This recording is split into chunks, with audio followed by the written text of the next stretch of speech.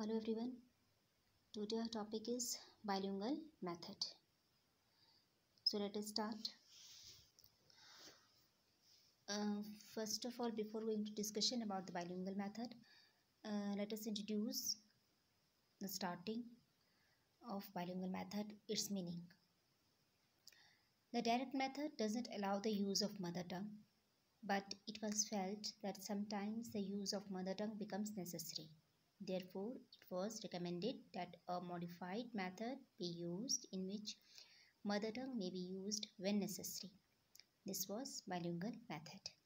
The bilingual method means the method in which two languages, first language to be learned and the second mother tongue, are used. A child learns the mother tongue or grasps the situation and learns the foreign language words. Simultaneously, in this method, mother tongue is used to learn the target language.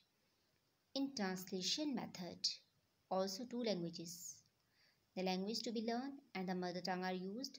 So some people say that bilingual method is the same as a translation method, but it differs from the translation method in the following aspects. So let us understand. Means की जो direct method होता है उसमें हमारी mother tongue का use बिल्कुल भी नहीं किया जाता है, ठीक है। बट धीरे धीरे ये महसूस किया गया कि जो मदर टंग है उसका यूज़ कभी कभी बीच में होना चाहिए, बट व्हेन इसकी सॉल्यूशन के लिए एक मॉडिफाइड मेथड तैयार किया गया जिसमें मदर टंग को यूज़ किया जाए व्हेन नेसेसरी, जब इसकी आवश्यकता हो, ठीक है। तो इसके बेसिस पे जो था बाइलिंगुअल मेथड स्टार्ट किया गया। Bilingual means a method in which two languages are used. Bilingual means two languages. First is mother tongue, ठीक है, and second language to be learned, जो सिखाई जा रही है. And a child learns a mother tongue or grasps the situation. जो बच्चा होता है वो मदर टंग को सीखता है, ठीक है, उसके वर्ड्स मीनिंग मदर टंग के थ्रू सीखता है and learns the foreign language, और इस तरह से वो फॉरेन लैंग्वेज को भी सीख जाता है. Simultaneously in this method mother tongue is used to learn the target language. जैसा भी हमने कहा कि मदर टंग को टारगेट लैंग्वेज को सीखने के लिए यूज़ किया जाता है, ठीक है. And sometimes it may create confusion कि जो ग्रामर ट्रांसलेशन मेथड है और जो बाइलिंगुअल मेथड है बोथ आर सेम, ठीक है, बिकॉज ग्रामर कम ट्रांसलेशन में भी मदर टंग का यूज़ किया जाता है और बाइलिंगुअल में भी मदर टंग का यूज़ किया जाता है, ठीक है. बट दोनों ही, ठीक है,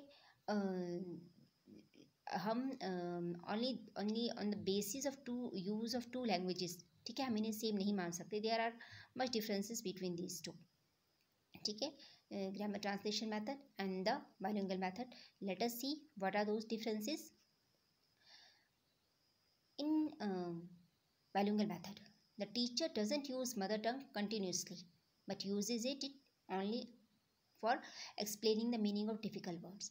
इसमें जो टीचर है मदर टंग का यूज़ कंटिन्यू नहीं करते हैं, ठीक है, इसमें जो है डिफ़िकल्ट वर्ड्स की मीनिंग को बताने के लिए ही किया जाता है. तभी हमने पहले कहा था when necessary, clear. And students are given a lot of practice in the drill of sentence pattern. जो स्टूडेंट्स हैं उनको सेंटेंस की पैटर्न्स बनाने से रिलेटेड जो है एक्सरसाइजेज ड्रिल वो करवाई जाती हैं. Such pattern is not provided in the translation method. और इस तरह की पैटर्न प्रैक्टिस जो है ग्रामर ट्रांसलेशन मैथड में प्रोवाइड नहीं की जाती है. And this method was evolve by C.J. Dotson of Wales. जो आपका बाइलिंगुअल मैथड है इसे C.J. डॉटसन के द्वारा जो है स्टार्ट किया गया था. And it is of recent development. In bilingual method, the use of mother tongue is restricted to clarify the meaning of English sentences and words only. In translation method, the mother tongue is used as the base. जो आपका grammar translation method था उसमें mother tongue को as a base use किया जाता था. And in bilingual method the mother tongue is used only when necessary. Bilingual method is an improvement over other methods. Bilingual methods of teaching English is an improvement upon translation method and direct method. The teacher saves the time as well as makes the teaching learning of English easier by using mother tongue. And I hope now the difference between grammar translation method and the bilingual method is clear. Now next, recently devised by Professor C.J. Dodson of Wales, bilingual method. Importance is given to mother tongue. Child learns mother tongue with his own experiences and in real situation. जो बच्चा है वो mother tongue को अपने अनुभव के अनुसार सीखता है और रियल सिचुएशंस में है सीखता है। Mother tongue is used as restricted manner. Restricted manner means कि जब इसकी आवश्यकता हो तभी इसका यूज़ किया जाता है। Mother tongue is used only when by teacher while explaining the meaning. जो मीनिंग होती है सिर्फ उन्हीं को एक्सप्लेन करने के लिए मदर टंग का यूज़ किया जाता है। Lot of practice is provided to the students in drill of sentence pattern. अभी भी हमने देखा था कि सेंटेंस पैटर्न से रिलेटेड जो प्रैक्टिस है वो स्टूडेंट्स को प्रोवाइड की जाती है। Oral work is emphasise, it means stress is given on oral work, so the people have greater practice in the speaking English. तो जो स्टूडेंट्स हैं उनकी इंग्लिश स्पीकिंग में जो है काफ़ी प्रैक्टिस इस मेथड के थ्रू हो जाती है। तो ये थी some introduction about the bilingual method. Now characteristics or principle of bilingual method means first one is permits the use of first language। ठीक है, फर्स्ट लैंग्वेज मीन्स कि जो इसमें मदर टंग है उसका यूज़ किया जा सकता है। Teacher is not required to make situations. इसमें जो टीचर है उसे सिचुएशंस क्रिएट करने की ज़रूरत नहीं होती। ठीक है, इसमें जो है मदर टंग का यूज़ करके ही जो है स्टूडेंट्स को जो मीनिंग है वो क्लियर करवा दी जाती है। ठीक है, sentence is a unit of teaching. अभी भी मैंने कहा था कि इसमें जो सेंटेंस पैटर्न है उसकी प्रैक्टिस ड्रिल वो करवाई जाती है। तो इसमें जो है टीचिंग की यूनिट किसे माना जाता है, सेंटेंस को।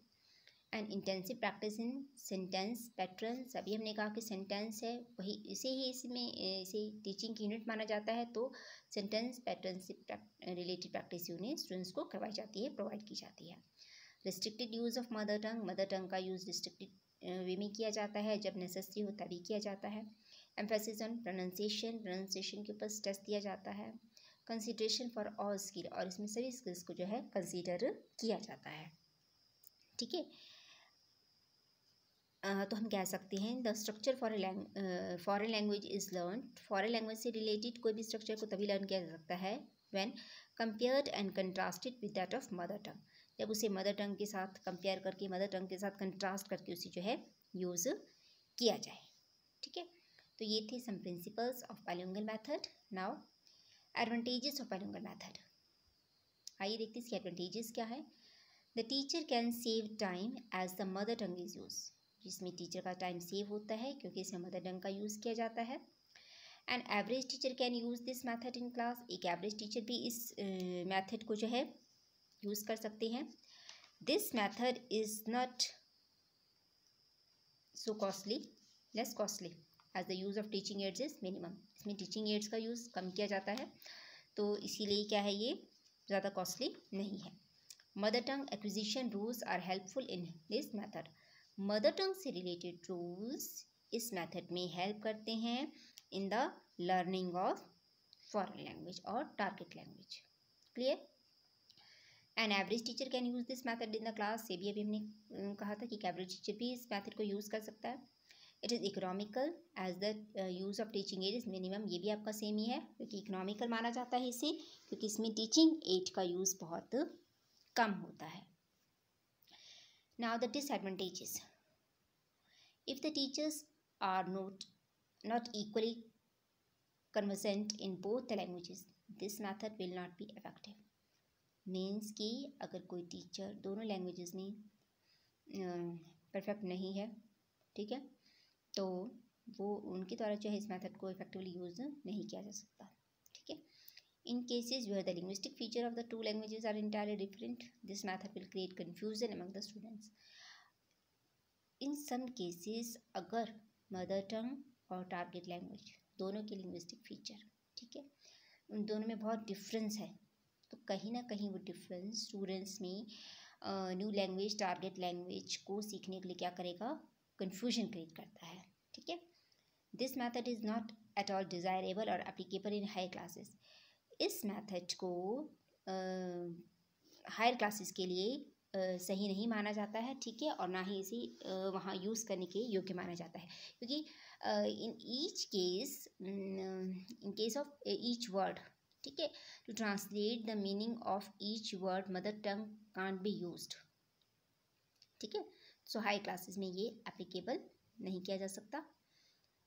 This method diverse the attention of students. जो ये मेथड है, इससे स्टूडेंट्स की जो अटेंशन है वो डाइवर्ज हो जाती है, इन द सेंस जैसे हमने पहले भी कहा था कि जो यूज़ ऑफ टू लैंग्वेजेस, ठीक है, मदर टंग और फॉरेन लैंग्वेज, तो इन दोनों के बीच में जो रूल्स हैं, ठीक है, प्रोनाउंसिएशन है, ये कहीं ना कहीं स्टूडेंट्स में जो है कन्फ्यूजन क्रिएट कर देती है, और फॉरेन लैंग्वेज के प्रति जो उनकी अटेंशन है वो भी क्या हो जाती है, डाइवर्ज हो जाती है। Spoils the continuity and fluency of language, इसमें जो लैंग्वेज है, जो भी लैंग्वेज सिखाई जा रही है, ठीक है, जो भी टारगेट लैंग्वेज है, उसकी कंटिन्यूटी, फ्लुएंसी, उस पर भी कहीं ना कहीं इफेक्ट पड़ता है। रीज़न आपका फिर वही सेम है, क्योंकि कहीं ना कहीं वो मदर टंग की यूज़ के साथ क्लैश कर जाती है, ठीक है। Can lead to defective pronunciation, और इसी वजह से कहीं ना कहीं जो स्टूडेंट्स की प्रोनाउंसिएशन है उस पर भी इफेक्ट पड़ता है। Danger of the bad habit of learning everything by filtering through mother tongue, इस वही बार बार आपकी वही चीज़ रिपीट हो रही है कि स्टूडेंट्स को बार बार ट्रांसलेट करने की हैबिट पड़ जाती है मदर टंग में पहले, ठीक है, और उसके बाद उसकी जो उससे लैंग्वेज सिखाई जा रही है या फिर टारगेट लैंग्वेज, ठीक है। It reduces students exposure to target language, और कहीं ना कहीं टारगेट लैंग्वेज के प्रति जो स्टूडेंट्स का एक्सपोजर होना चाहिए, ठीक है, मीन्स कि टारगेट लैंग्वेज के प्रति स्टूडेंट्स की जो प्रेजेंटेशन होनी चाहिए उसे भी ये कम करती है। क्यों नहीं, क्योंकि बीच में कहीं ना कहीं वो मदर टंग का टच उनके प्रोनाउंसिएशन में, उनकी वोकैबुलरी में कहीं ना कहीं आ जाता है, ठीक है, तो वो प्रेजेंटेशन उस तरह से नहीं दे पाते जो एक्चुअल में होना चाहिए। It ignores the fundamental AIIMS of English language teaching, और कहीं ना कहीं ये जो मेथड है वो इंग्लिश लैंग्वेज टीचिंग के जो बेसिक एम्स हैं, ठीक है, उन्हें भी क्या करता है, इग्नोर करता है, ठीक है, उनको जो है उनके ऊपर ज़्यादा स्ट्रेस नहीं दिया जाता है इस मेथड के थ्रू। तो ये थी आपकी some advantages. Now what we have discussed in this topic, meaning of bilingual method, its introduction, its characteristics, some principles, advantages and disadvantages. Thank you.